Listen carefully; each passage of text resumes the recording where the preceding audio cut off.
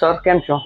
બોલો. સર મારું એક વખત રિજેક્શન થયેલું છે તો ફરીથી મને વિઝા મળશે ખરી? તમારે ક્યારે રિજેક્શન થયું હતું? લાસ્ટ 15 ડેઝ થયા. તો તમારા પાસે DS-160 ફોર્મ છે? નહીં સર, DS-160 ફોર્મ નથી મારી તમારા પાસે. એજન્સીએ તમારે DS-160 ફોર્મ આપ્યું છે ને? નહીં સર, એવું કંઈ આપેલું નથી. તો ઇન્ટરવ્યુમાં ક્વેશ્ચન શું શું બતાવવાના છે બતાવ્યું હતું તમને?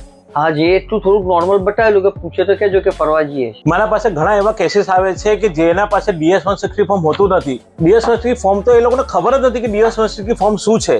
DS-160 ફોર્મ આ તમારું 6 પેજનું જે ફોર્મ છે જેની અંદર તમારું વર્ક, તમારું એજ્યુકેશન, તમારો જવાનું પર્પઝ ઓફ વિઝિટ, એની અંદર બધી ડિટેલ DS-160 ફોર્મમાં હોય છે.